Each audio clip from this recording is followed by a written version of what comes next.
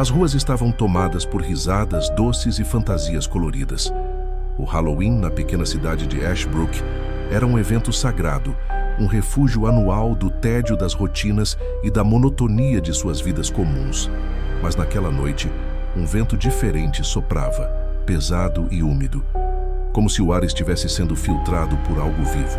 As crianças corriam entre as casas, mas havia um silêncio estranho nos intervalos das gargalhadas. Um vazio quase palpável, como se a própria noite estivesse observando. Entre os mascarados, um homem chamava a atenção. Sua fantasia era simples: um terno preto rasgado, um chapéu inclinado e uma máscara branca rachada, sem expressão. Alguns achavam que ele fazia parte de alguma atração local. Outros diziam que era apenas mais um bêbado em busca de atenção. Ninguém notou que os lugares por onde ele passava pareciam esfriar e que os cães latiam desesperadamente, fugindo das calçadas. Às 22h43, os primeiros gritos romperam o som das festas. Um grupo de adolescentes foi encontrado em um beco, os corpos enfileirados, como se alguém os tivesse arrumado cuidadosamente, cada um com uma máscara de Halloween presa ao rosto, todas iguais à dele. A polícia acreditou ser algum tipo de performance macabra, mas a verdade logo se revelou mais horrível do que qualquer espetáculo. Os relatos começaram a surgir.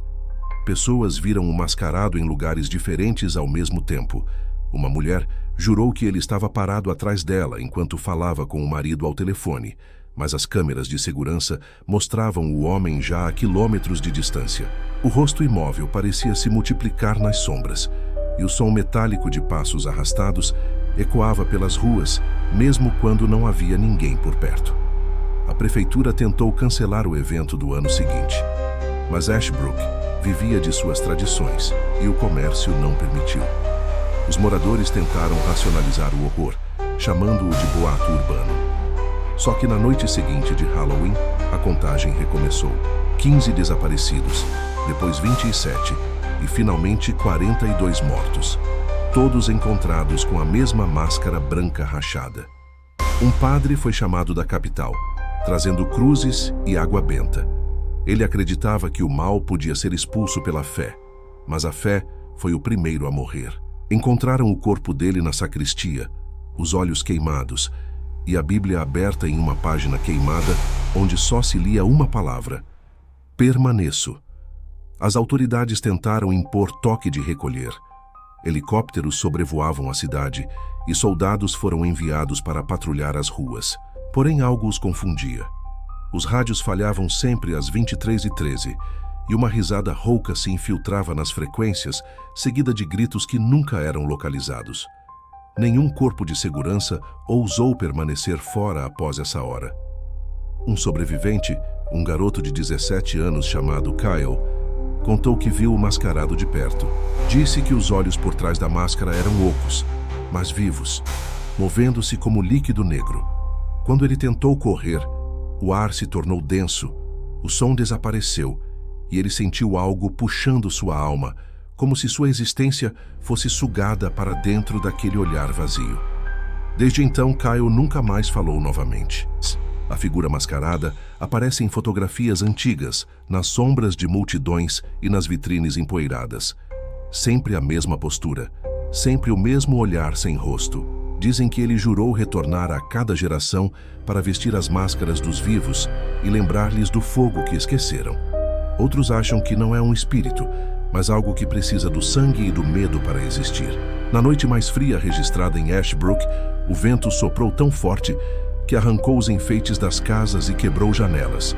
E no meio da tempestade, as câmeras de uma loja capturaram uma imagem: o mascarado caminhando calmamente entre os destroços, enquanto ao fundo dezenas de sombras pareciam imitá-lo, cada uma com um movimento fora de sincronia, como reflexos atrasados. O horror atingiu seu auge quando famílias inteiras desapareceram sem deixar vestígios. As luzes das ruas piscavam e sempre que se apagavam, alguém sumia. Quando voltavam, só restava o som de passos molhados e o cheiro metálico no ar. As casas abandonadas ainda mantêm marcas no chão, círculos escuros que nem o tempo conseguiu apagar. Ninguém se atreve a limpar, porque dizem que ao tocar essas marcas, o som de uma risada distante pode ser ouvido, e depois disso, o coração nunca mais bate do mesmo jeito. Alguns caçadores urbanos tentaram documentar o fenômeno. Levaram câmeras, microfones e drones. O último registro encontrado mostra um close-up de uma das máscaras no chão, rachada e suja de sangue. No reflexo da lente, vê-se o rosto do cinegrafista, e atrás dele uma figura idêntica, imóvel, esperando. Desde então, o Halloween de Ashbrook é uma celebração silenciosa. As luzes se apagam às 22 horas, as ruas ficam vazias e as janelas trancadas. Mas, de vez em quando, alguém ouve batidas lentas na porta e um sussurro do outro lado, pedindo apenas para entrar por um instante. Dizem que ele nunca força a entrada. Ele espera, sempre espera.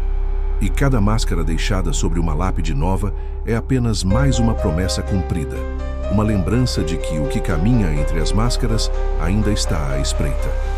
Há quem jure que o mascarado não mata por prazer, mas por tradição, que para cada geração, uma nova colheita de medo precisa ser feita, e o sangue dos inocentes é apenas o som do sino que marca a meia-noite eterna de Ashbrook.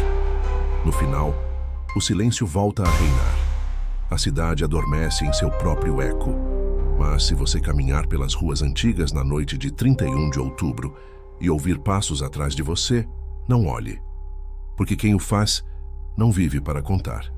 E a única coisa que resta é uma máscara rachada flutuando no vento, sorrindo onde ninguém devia sorrir.